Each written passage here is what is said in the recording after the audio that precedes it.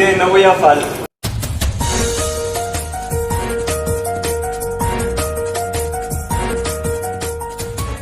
Bueno, doctora, mire, lo que pasó es que yo estaba con él y estábamos platicando y pues él se distrajo y se cayó. Bueno, aún así solamente me quedé inconsciente unos segundos y me duele la cabeza y me siento mal, pero creo que de ahí fuera todo está bien.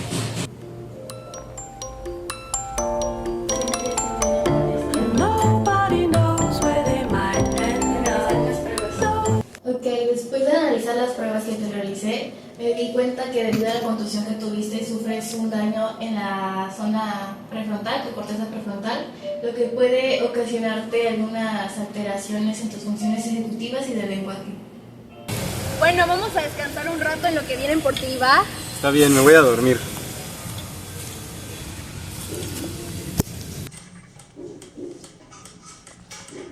¿Quién? ¿Qué? ¿Por qué tengo este traje? ¡Hey! ¿Y por qué estoy en un lugar tan oscuro y raro? ¿Qué es esto? No. ¿Quién soy? ¿Qué estoy haciendo aquí? Sí, mira, eres Phineas Gage. Tienes 26 años, trabajas como el capataz de una cuadrilla de trabajadores que construye una línea ferrocarrilera para la compañía de Rutland and Burlington, cerca de Cavendish, en Vermont, en Estados Unidos. ¡Oh no! ¡El accidente! ¡El accidente! ¡Oh, sí! ¡El accidente! Se me olvidó contarte ese pequeño detalle. Pero, ¿y tú cómo lo sabes? Yo soy la encargada de contarte todo esto. Estuve leyendo un poco de Phineas Gage, pero la verdad no sé, me siento tan confundido. Voy a tomarme una taza de café, yo creo. Necesito tomarme un tiempo.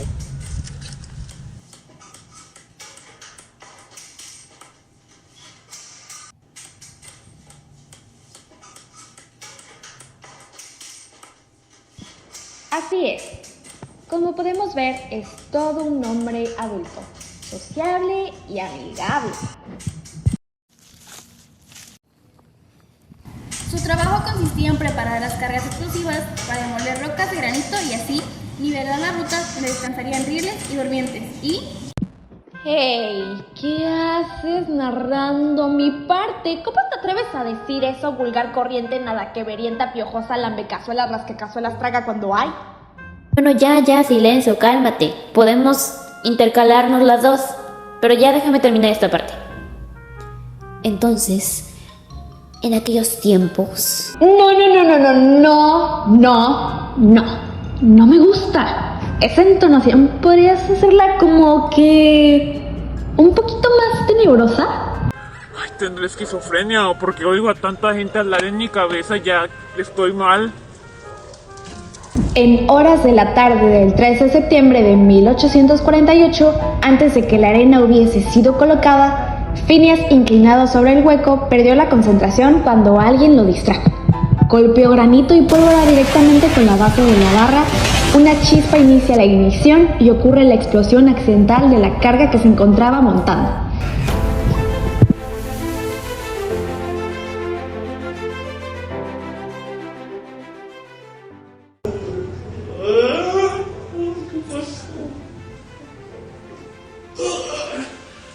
¿Por qué tengo esto? ¿Qué es esto? Ay, tengo que ir a tomar una carreta. Ay, que seguir trabajando.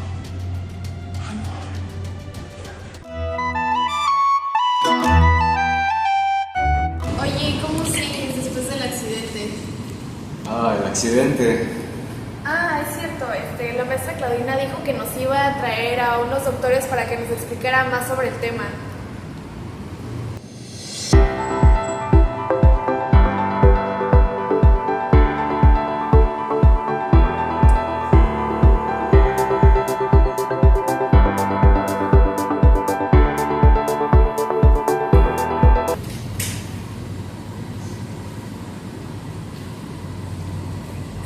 Bien, buenos días, yo soy el doctor Estoy especializado en neuropsicología y venimos a explicar el caso de Phineas Gage.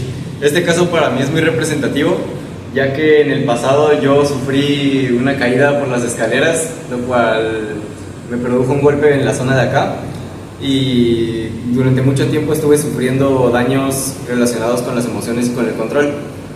Como Phineas Gage, quien en este caso se lesionó en la parte también de la corteza prefrontal, en específico la vara que atravesó su cráneo fue en la zona ventromedial.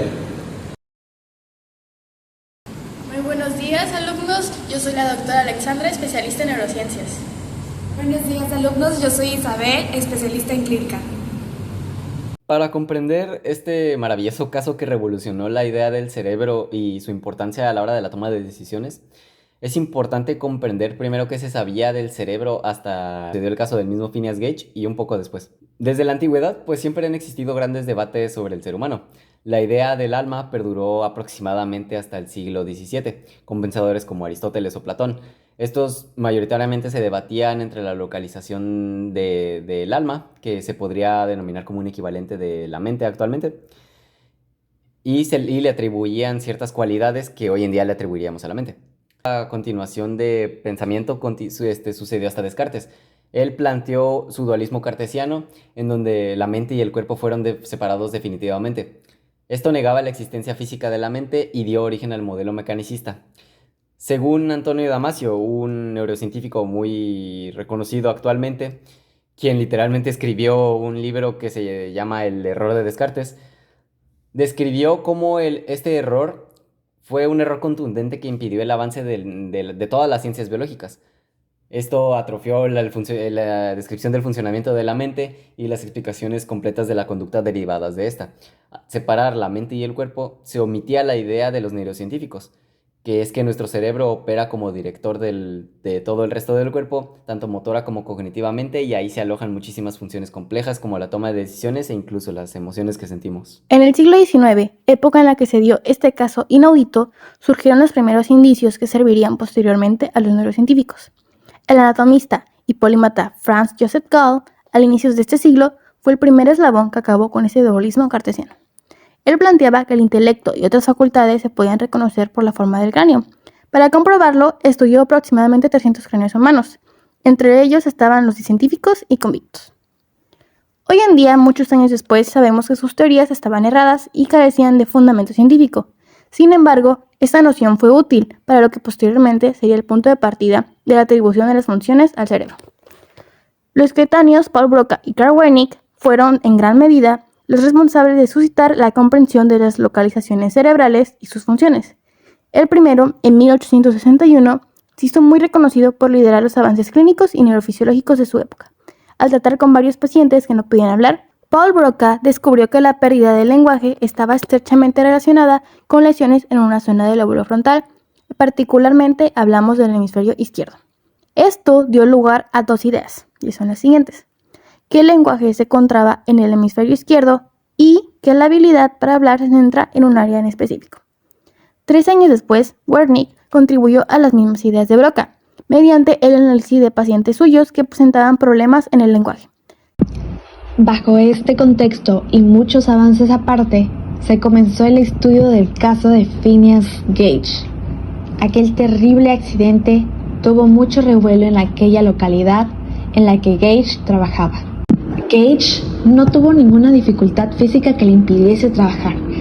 El problema de Gage residía en que su carácter había cambiado completamente al de una persona irresponsable y que carecía de tacto para tratar a los demás. Una persona inestable. Tras la muerte de Gage pasaron 5 años hasta que el doctor Harlow pudiera examinar su cráneo con el permiso de la familia del difunto. A pesar de que el narrado anteriormente caso de Phineas Gage es muy interesante por lo inaudito y sorprendente que resultó, ya debido a lo que le sucedió en su vida, sobre todo después del accidente, es decir, vivió muchísimos años y se comportó relativamente funcional dentro de lo que cabe. La importancia de este caso está mayoritariamente asociada a los estudios posteriores relacionados por muchos neurocientíficos y neurofisiólogos. Entre ellos se encuentran los que mencioné al principio, Antonio y Hannah Damasio. Un neurofisiólogo muy importante llamado David Ferrier que tuvo importancia no directamente en este caso, pero que con sus descubrimientos apoyó muchísimo esta investigación. Disputando con otro neurofisiólogo también destacado, Florence, logró comprobar que en el cerebro, que cuando existen lesiones en las áreas frontales, pueden provocar la pérdida de diversas funciones motoras. También me gustaría retomar muchísimo el caso de Franz Joseph Gall, que un discípulo suyo, el Dr. Nelson Sizer, logró ubicar mediante la frenología de manera casi acertada lo que en ese entonces se llamaban órganos del cerebro que hoy en día relacionaríamos con las funciones ejecutivas.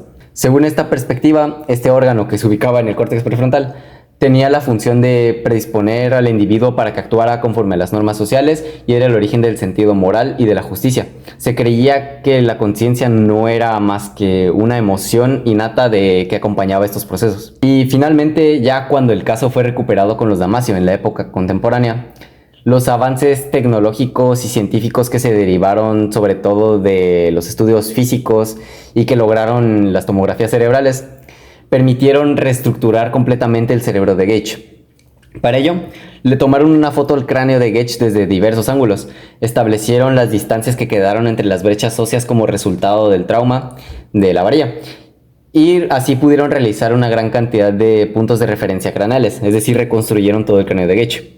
Finalmente, para recrear las coordenadas tridimensionales del cerebro, recrearon las coordenadas tridimensionales del cráneo y las adaptaron a lo mejor que pudieron ellas.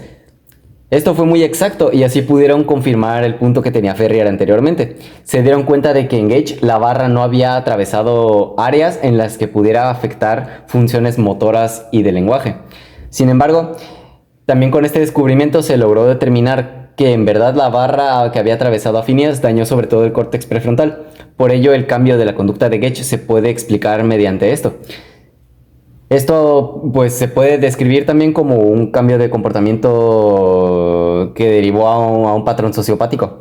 Es decir, la irreverencia, la impulsividad y la desconsideración hacia los demás de Gage fue producto de la barra. Finalmente, es importante destacar que hoy en día se siguen explicando casos muy similares de Phineas Gage.